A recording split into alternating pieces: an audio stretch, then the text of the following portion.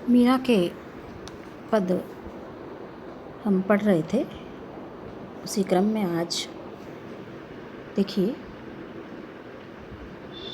देखा माई हरि मन काट किया, आवन कह गया अजा न आया।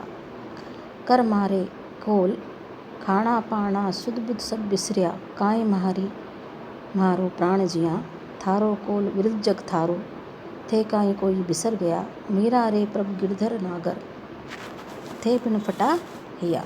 यहाँ पर मीरा अपने प्रभु से उपालंब के अंतर्गत उन्हें उलाहना देती हुई कह रही है कि तुम्हारा हृदय क्या काट हो गया है, कितना कठोर हृदय तुमने कर लिया है।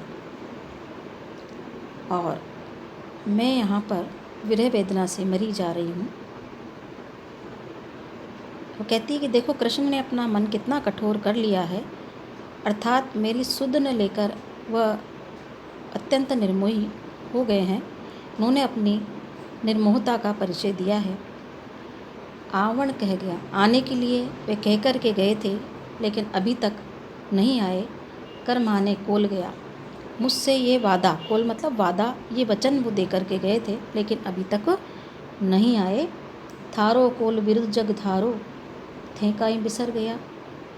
अब तुम ही बताओ कि तुमने जो कॉल किया था, वादा किया था, वह भी बीत गया। उनके विरह में मेरा खाना पीना और सुध बुध सब बिसर गई है। अब तुम ही बताओ, हमारे प्राण आधार के बिना हमारे प्राण किस प्रकार से जीवित रहे। अर्थात वह कहती है कि मैं किस प्रकार से उनके बिना जीवित रहूं। हे प्रियतम, तुम्हारा वादा तुम्हारे ही कार्य के विरुद्ध सिद्ध हुआ। थारो कोल विरुद्ध जग थारो, थे कहीं बिसर गया। क्या तुम इस बात को भूल गए? बिसर जाना मतलब भूल जाना। मीरा कहती है कि मेरे स्वामी तो गिरधर नागर है और उनके बिना मेरा हृदय दुख से फटा जा रहा है। क्या कहती है? मीरा रे प्रभु गिरधर नागर, थे बिन हिया फटा हिया। यहाँ पर थारो कोल विरुद्ध जग थारो में भावोत्पादकता है और उसी परंपरा का निर्वह किया है जिसके अंतर्गत मीरा अपने पूर्व पदों में अपनी बात, अपनी विरह निवेदन, अपनी पीड़ा की अभिव्यक्ति वो कर रही है। आगे देखिए। जोगियाँ से प्रीत किया दुख होई, प्रीत किया सुख ना मोरी सजनी। जोग मीत ना होई, रात दिवस कल नहीं परत है। तुम मिलिया बिन कोई, मेरी ऐसी सूरत या जग माही फेर न देखी होई। मीरा रे प्रभु गबर मिलोगे, मिलना आनंद कोई। कहती है कि अपनी सखी से कि जोगी से, निर्मोही से, परदेशी से प्रेम करने पर निश्चित रूप से दुख ही मिलता है और इस प्रकार के प्रेम से कोई सुख की प्राप्ति नहीं होती। क्योंकि क्या है? प्रीत किया सुख ना मोरी सजनी, जोग मीत ना होए। क्योंकि जोगी किसी के मित्र नहीं होते हैं। जोगी प्रियतम, वो फिर शिकायत करती है, उपलम देती है, तुम्हारे बिना क्या नहीं हो पाता है। रात दिन कल नहीं परत है, तुम मिलिया बिन होई। कि जब तक तुम मुझे नहीं मिलोगे, मुझे रात दिन चैन नहीं पड़ता है। और वो कहती है कि मैं हमेशा दुख और विषाद में डूबी रहती हूँ। जैसे तुम्हारी सूरत थी, वैसी सूरत इस संसार में फिर नहीं देखी गई। अर्थात एक बार बिछुड़कर तुम फिर मुझे नहीं मिले, ऐसी सूरत या जगमाही फेर न देखी सोई। मीरा के प्रभु कब मिलोगे, मिलिया आनंद होई। कि तुम मुझे कब मिलोगे, क्योंकि तुम्हारे मिलने से ही मुझे आनंद की प्राप्ति होगी। यहाँ पर उपालंब के अंतर्गत वो मिलने की जो है निवेदन कर रही है, अपने विरह वेदना को व्यक्त करते हुए विरह निवेदन कर रही है। आगे का देखिए पद। हेरी मैं तो दर्द दीवानी, मेरा दर्द न जाने कोई। चिर परिचित पद। घायल री गत घायल जाने, हिवड़ो अंगण सोए संजोए। जोहर की गत जोहर जाने, क्या जाण्या जन खोए। दर्द मार्या दर दर डोलिया, वेद मिल्या नहीं कोई। मीरा हरी प्रभु पीर मिटागा, जब वेद संवरिया होई।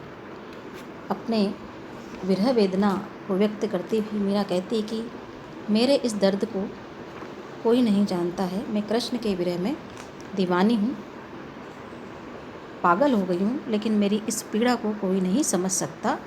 इस दर्द को तो वही जान सकता है जिसके हृदय में भी इसी प्रकार की विरह वेदना जागृत हो या अग्नि प्रज्वलित हो रही हो।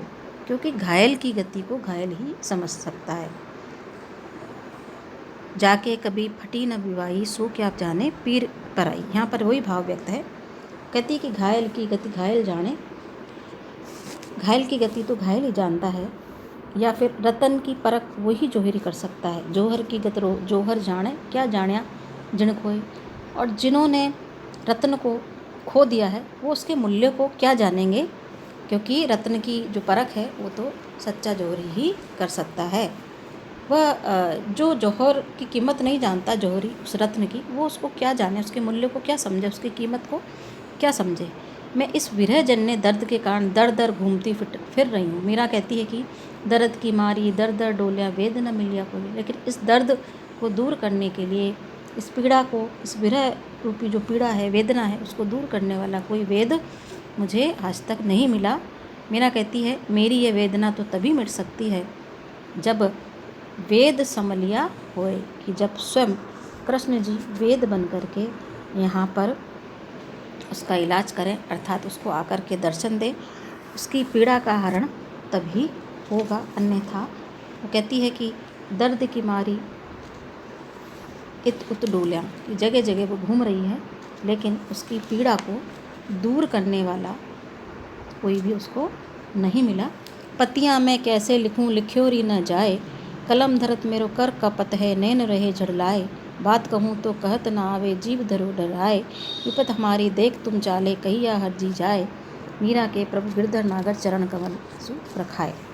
पतिया मतलब पत्र। वो कहती है कि मैं अपने प्रियतम को पत्र कैसे लिखूं, क्योंकि मुझसे पत्र नहीं लिखा जाता।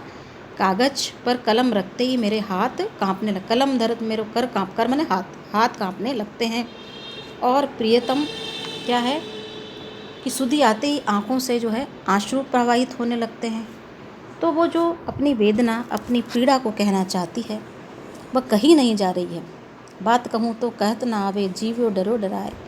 उसका मन बहुत अधिक डर रहा है, इसलिए वो कहती है संदेश भाग, जिसके साथ वो पत्र पहुंचाना चाहती है कृष्ण तक। विपत हमारी देख तुम चाले, कि तुम मेरी जो दशा है, मन स्थिति है, मनोदशा है, विपत्ति है, कष्ट है, उसको तुम देख चुके हो।